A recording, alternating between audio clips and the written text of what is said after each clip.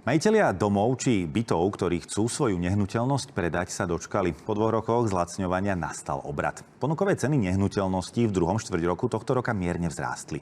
Vyplýva to z najnovšieho reportu Národnej banky Slovenska. Podrobnosti nám povie náš dnešný hosť, analytik NBS Roman Vrbovský. Vítajte u nás. Dobrý deň, prajem. Spomínal som, že ponukové ceny nehnuteľností v druhom štvrťroku 2024 mierne vzrástli. Poďme si povedať, ako sa vlastne vyvíjala priemerná cena bytov a domov. Keď ja začnem rekapituláciou tej hlavnej informácie, ceny sú v druhom štvrťroku o 1,6% vyššie, ako boli v predchádzajúcom štvrťroku.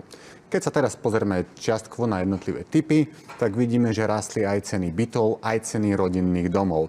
Predsa len však platí, že ceny rodinných domov zdražili o niečo viacej, konkrétne sú o 3,5% drahšie, ako boli v predchádzajúcom štvrťroku. V prípade bytov, pri pohľade na jednotlivé typy, môžeme konštatovať, že zdražili všetky typy bytov, najviac však štvorizbové a dvojizbové. Ale stále sa iba rozprávame o tom zvýšení tej ceny o tých 1,6%. Áno, nie je to nejaký dramatický nárast. Je to v zásade taký mierny rast. Treba ešte podotknúť, že ide o prvý cenový nárast pri teda našich ponukových cenách nehnuteľností od 3. štvrťroku 2022. To znamená, že takmer po 2 rokoch. Ako sa vyvíjal vlastne podiel bytov a domov na celkovej ponuke? Aký je tam rozdiel? No, vo všeobecnosti môžeme povedať, že ponuka narástla. Oproti predchádzajúcemu roku je asi o 5% vyššia. A vlastne ide už o druhý štvrťrok po sebe, čo ponuka narástla. Potom, čo prakticky počas celého roku 2023 plynulo klesala. Zvýšil sa aj počet inzerátov bytov, aj počet inzerátov rodinných domov. Počet inzerátov rodinných domov však narástol o niečo viacej a ich podiel na tej celkovej ponuke je preto aj vyšší.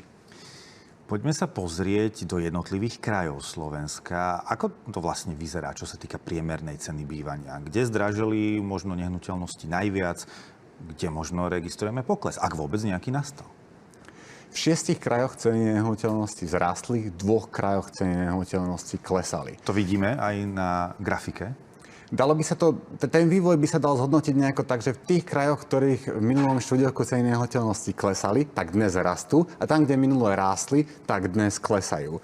2 kraje sa tomuto vymykajú, a to je Bratislavský a Žilinský kraj, pretože v Bratislavskom kraji aj v minulom štvrťroku ceny nehnuteľnosti rástli, aj dnes, konkrétne o 1,3%, a presne naopak je na tom Žilinský kraj, ktorý si teda zažil pokles a ešte ďalší pokles. Ak by sme však išli na nejaké také tie popisné štatistiky, tak najviacej ceny nehnuteľnosti rástli v Banskobystrickom kraji o 5,9%. No a najväčší pokles, teda ten druhý kraj, kde ceny nehnuteľnosti klesali, bol Nitriansky kraj. Poklesli o 0,8%. Vy ste sa pozerali v podstate aj na to, že ako to vyzeralo v súvislosti s rastom cien nehnuteľností a úvermi na bývanie. Čo vlastne vyplýva z tých aktuálnych údajov?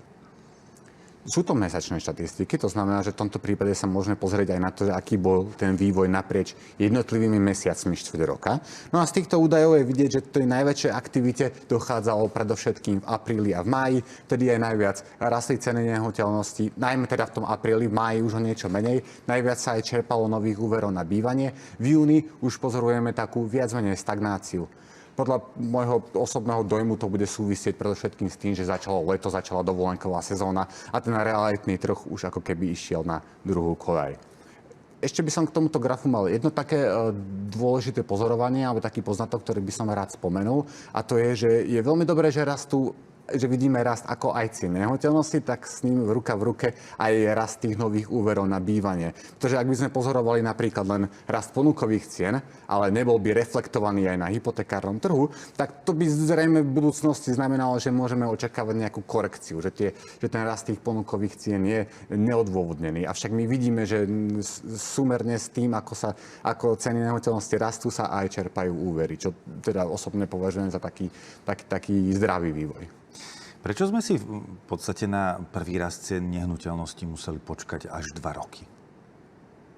Tak ten primárny dôvod, pre ktorý ceny nehnuteľnosti začali klesať, vtedy na konci roku 2022, bol spojený s reštriktívnou menovou politikou Európskej centrálnej banky. Inými slovami, zdvihli sa úroky. Tým, že sa zdvihli úroky, zdražili hypotéky a menej ľudí sa kvalifikovalo na to, aby mohli vôbec čerpať hypotéku. Tým pádom klesla celá tá kúpna sila, celý ten potenciálny dopyt, ktorý by mohol byť na kúpu nehnuteľnosti a to ceny tlačilo smerom dolu. No a odvtedy sa už postupne úrokové sadzby zastabilizovali, zároveň za celé toto obdobie ceny nehnuteľnosti klesali a rastli reálne mzdy. Nie je úplne za celé toto obdobie, ale minimálne v posledných 4 rokoch môžeme skudne povedať, že reálne mzdy rástli. No a toto všetko spôsobuje to, že tá kúpna sila sa začína pomaličky, aspoň do istej miery, obnovovať. A vidíme to aj na tom, že ten realitný trh začína pomaličky zotavovať. No, iste je to dobrá správa pre majiteľov bytov, tí, ktorí možno chcú svoju nehnuteľnosť predať. Už je to horšia správa pre tých, ktorí uvažujú nad kúpou nehnuteľnosti. Znamená to a vyzerá to tak, že ceny nehnuteľnosti už budú len stúpať? Určite by som si nedovolil dať takéto odvážne a takéto jednoznačné tvrdenie.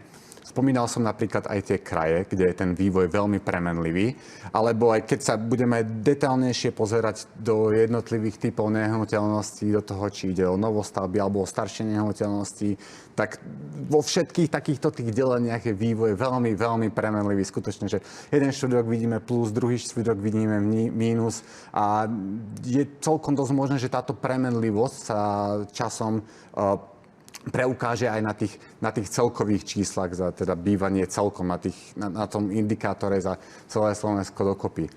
Čiže ja osobne tu nevidím veľa takých vecí, ktoré by signalizovali, že teraz už bude jednoznačný rastúci trend. Bol by som pri týchto vyjadreniach jednoznačne opatrnejší. Čiže keď sa opýtam naopak, ceny nehnuteľností už nebudú klesať? Pod toto sa dá podpísať skôr aj viac. Ja by som ten vývoj videl tak okolo oscilácií, okolo nuly. Tak ako sme tento štvrťrok pozorovali mierny nárast, môžu nás očakávať nejaké ďalšie mierne nárasty kombinované s miernymi poklesmi. Celkovo sa to tak bude pravdepodobne hýbať teraz okolo nuly. Hovorí Roman Vrbovský, analytik Národnej banky Slovenska. Ďakujem za rozhovor. Ďakujem za pozvanie.